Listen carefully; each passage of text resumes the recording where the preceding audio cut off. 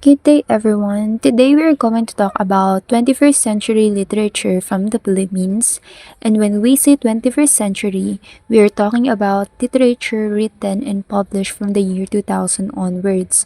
So this is important because it tells us this is the literature of our time. So hindi ito basta nakalipas lang.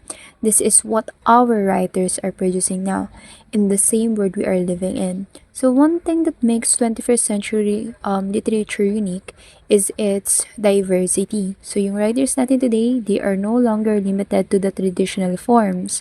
They are now experimenting. So they combine text with visuals, they use technology, they even engage readers online. Kaya nga we often see crossovers between literature, media, and digital platforms. At the same time, yung mga themes natin, they are changing. Yung writers, they are addressing issues like identity, yung globalization, yung gender equality, climate change, and so on. And these topics are very relevant to us. So in literature, it evolves with society. So the main point here is 21st century literature is about the conversations of our time. In this subject, we don't just read literature, we study and appreciate it. So why do we need to study? Because every story is a reflection of the society that produced it. For example, if you read a short story about migration, you see the personal struggle of a character, but behind it, you also see the economic realities that push Filipinos to leave the country. So appreciation, on the other hand, means we learn to value these texts not only for the beauty, but for what they teach us. So para siyang salamin, yung literature, it seems like mirror that reflects who we are as individuals and as a nation. Another point, studying Philippine literary texts makes us critical readers. Hindi lang tayo basta-basta tumatanggap ng information. We learn to analyze them. So ano yung mensahe ng akda? Sino ang tinig na maririnig doon sa akda? How does the writer's context affect the story? So class, remember, reading is enjoyment, but studying it is enlightenment. The framework of this lesson is threefold: canonical authors, national artists, and regional texts. So canonical authors are those whose works are considered timeless. Yung text na ginagamit dito ay tinuturo sa mga schools because they shaped literary tradition of the Philippines. Next, we have the national artists for literature, which are officially recognized for their contributions. So, yung mga writers, they receive the highest honor, and their works have defined the Filipino identity in literature. But equally important are the regional texts. So these come from Luzon, Visayas, and Mindanao. Of course, these are written in local languages and reflecting local culture. So bakit siya importante? Kasi for a long time, Philippine literature was viewed as Manila-centered. But the truth is, every region has a rich literary tradition that completes our nation or our national identity. So studying Philippine literature is for us to listen to all these voices, national man yan or regional, canonical man yan or contemporary. Philippine literature is not written in one language alone. Of course, we have Filipino or Tagalog as a national language. Pero meron din tayong mga works in English and in regional languages like Cebuano, Ilocano, Hiligaynon, Waray, Kapampangan, Maranao, Tausug, and many others. So imagine how rich that is, right? So a single country with dozens of languages, each of them producing its own stories. And this multilingualism reflects our cultural diversity kasi kada language, it carries with it the worldview of the people who speak it. For example, yung mga Ilocano, yung Ilocano epics, they emphasize bravery and adventure. Yung sa Visayas, Visayan stories, they often carry humor and spirituality. Yung Mindanaoan, they highlight heroism, cultural identity, tsaka yung peace. So when we study literature in all these languages, we are also learning the many ways of being Filipino. Another point to remember is that literature preserves history, traditions, struggles, and identity. So before we had history books, our ancestors used oral literature like bugtong, salawikain, kantahing bayan, epics, and so on to share their stories. So these were their way of passing knowledge from one generation to another. Para siyang living archive ng kultura kumbaga. Take for example the epic Biyag ni Lamang. It tells of a hero's extraordinary life, but it also gives us a picture of Ilocano culture, values, and their beliefs. Same with the Darangan in Mindanao. So it preserved the history of the Maranao people in verse.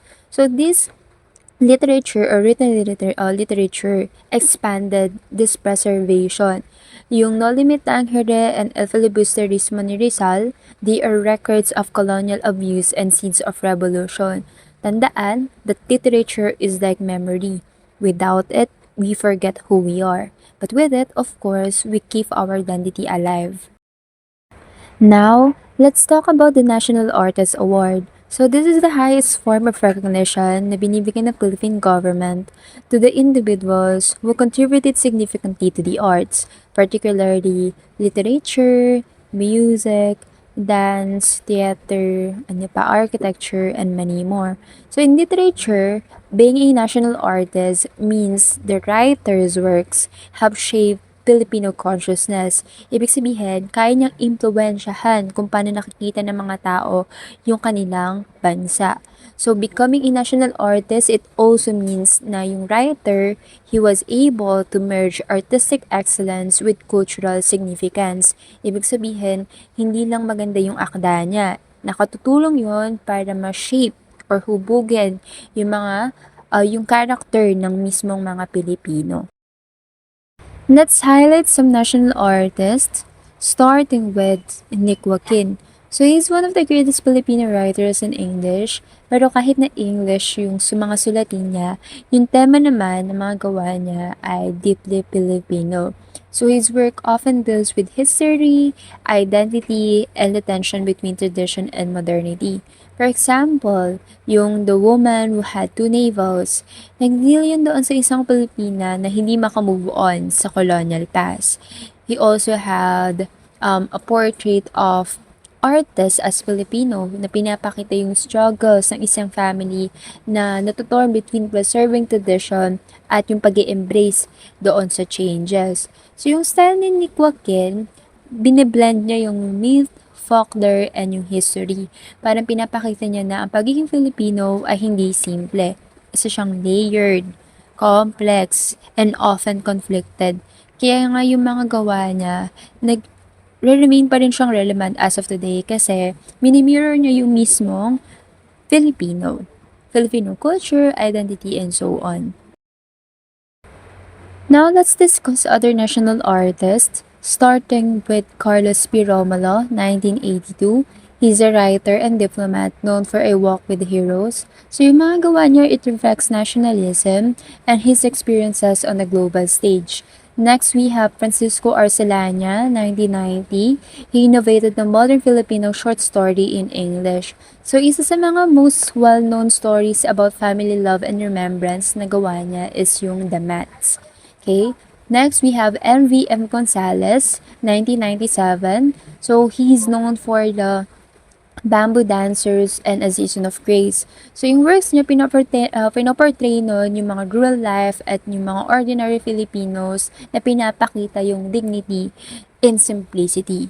Next, we have Virgilio Almario, also known as Rio Alma. He's a poet, critic, and a champion of the Filipino language. Yung mga gawa niya like Likhang Dila, Likhang Diwa, it defend the role of language in building identity. Next, we have Edith Tiempo, the first female national artist for literature. So, her poetry, like yung bonsai, pinapakita nun yung meaningful, precise, and deeply human na mga Pilipino. Other great names include F. Chanel Jose. His Rosales saga explores issues of poverty, social injustice, and colonial mentality. Next, we have Bienvenido Lumbero. He's a critic, poet, and librettist. He emphasizes that literature is always connected to culture and people's struggles. Next, we have Lazaro Francisco, who wrote novels like Maganda Pa Ang Daigdig, which was centered on agrarian problems. Next, we have Rasil Mahares, a Cebuano scholar and critic called the Dean of Cebuano Literature. So yung Brains of the Nation niya, it highlights Filipino intellectual history. Lastly, we have Ramon Muzones, a Hiligaynon novelist who wrote Marco sa Tubig. So yung mga gawa niya, it shows the vitality of regional writing. Let's proceed to Luzon literature. So in Luzon, literature is very diverse because it is the largest island group in the Philippines. So we encounter many languages such as Ilocano, Tagalog, Kapampangan, Bicolano, and Pangasinense. So the themes often highlight colonial history, nationalism, social issues, and even folklore. Parang sinasabi dito ng panitikan ng Luzon is not only made by imagination, it is rooted or deeply rooted in the struggles and triumphs of the people during colonial and post-colonial period. So literature, it becomes both a reflection and a critic of the society. Next, the Luzon region offers a mix of oral and written genres. So oral traditions include bugtong and salawikain, which pass on wisdom through short and witty lines. The Ilocano epic Biyag ni Lamang, it shows us heroism, magic, and culture. So Luzon is also the home of poetry traditions like balagtasan or poets debate through verses na para bang spoken poetry sa panahon ngayon. So in modern times, Tagalog and English short stories and novels also flourish, bridging traditional and contemporary literature. Next, canonical works. So two great works stands out here. Biyag ni Lamang, an Ilocano epic about the heroic adventures of Lamang, and Florante at Laura by Francisco Balagtas, which tackles love, politics, and morality. So both of these works reflect the struggles of Filipinos against injustice. Dito makikita ang kahalagahan ng panitikan sa pagpapahayag ng damdamin ng tao at sa pagtataguyod ng moralidad at kultura. Next part of canonical works in Luzon introduce more modern and socially aware works like Amado B. Hernandez's Mga Ibong Mandaragit, which is a novel that exposes social injustices. Next, we have Nick Joaquín's A Portrait of the Artist as Filipino, which reflects Manila's cultural life, and Virgilio Almario's poetry, which preserves and elevates the Filipino language. So in this song, their literature balances tradition with modern social commentary, making it relevant across generations. Now let's introduce Visayan literature. So Visayan literature is rich with oral traditions, folk theater, and epics. So the main languages here are Cebuano, Hiligaynon, and Waray. The common themes revolve around community life, religious devotion, folklore, and colonial experiences. So unlike Luzon's nationalism-centered themes, Visayan literature focuses more on collective identity, spirituality, and everyday struggles of the Filipinos. Parang sinasalim nito yung simple, ngunit makahulugang pamumuhay ng mga tao doon sa Visayas region. Next, we have the genres in Visayan literature. So the epic Hinilawod from Panay is one of the longest epics in the world, containing about 29,000 verses. So yung folk songs such as Balitaw and Kuradang, they reflect musicality and oral tradition. While short stories and novels in Cebuano and Hiligaynon, they give us a glimpse of local culture and values. So these genres show na kahit malayo sa sentro ng bansa, yung mga Bisaya, meron silang sariling mayamang panitikan. Now let's proceed to the canonical works in Visayas. So several Visayan writers left a mark like Magdalena Jalandoni, Ramon Muzones, and Marcel Navarra. Let's have Magdalena's Jalandoni's Annabella, which is a Hiligaynon novel on love and social issues. while Ramon Muzones wrote Margo sa Tubig, which is a regional fiction that preserves Hiligaynon identity. And we have Marcel Navarra, which produced mga sugilanon nga kinahinumdom, a collection of short stories in Cebuano. So these works show how Visayan literature continues to strive, preserving culture while testing or telling stories of struggle and hope. Now let's proceed to Mindanao literature, which reflects its ethnic diversity shaped by Moro, Lumad, and settler communities. So the themes revolve around identity, heroism, cultural preservation, and the ongoing struggles for peace. Languages include Maranao, Maguindanao, Tausug, Higaonon, and Cebuano. So the Mindanao literature highlights both conflict and hope na parang kwento yun ng pakikibaka at pagkakaisa. Next, the canonical works in Mindanao. So the Rangen, a Maranao epic, is even recognized by UNESCO as a masterpiece of oral and intangible heritage. It narrates heroism, royalty, and the values of the Maranao people. So the hudhud in ni Aliguyon of the Ifugao is also studied alongside, representing the richness of epic traditions in the South. So these works preserve the voices of indigenous communities, proving na the literature is alive kahit na malalayong lugar na yun. Next, the canonical works of certain modern writers like Antonio Enriquez and Telesforo Sungkit Jr. So Antonio Enriquez Subanons documents cultural life, while Telesforo Sungkit Jr. But Hi Udan, a Higaonon novel, keeps indigenous storytelling alive. So these highlight how Mindanao literature is not only about the past, but also about contemporary struggles, particularly about land, peace, and cultural survival. So class, as we have seen, the literature of Luzon, Visayas, and Mindanao may be different in languages, themes, and forms, but they all carry the heart of the Filipino spirit. Luzon writings, it reminds us of our struggles for freedom and justice, while Visayas stories and songs reflect the strong sense of community and faith. Mindanao's epics and novels highlight identity, diversity, and the constant search for peace. Para siyang isang malaking tapestry, yung panitikan ng Pilipinas. Iba-iba yung kulay at disenyo, pero lahat ay mahalaga sa paghubog ng ating pagkakakilanlan bilang Pilipino. And literature, of course, it becomes more than just stories on paper. Since we talk about history, it also tells us about the voices, the guide toward the future.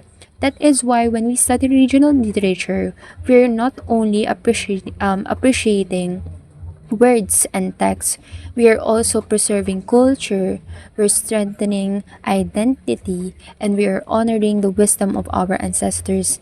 Kaya tandaan nyo, every riddle, every epic, every poem, and every novel, these kinds of forms of literature tells us something about who we are. That is all for today. Good day and thank you everyone.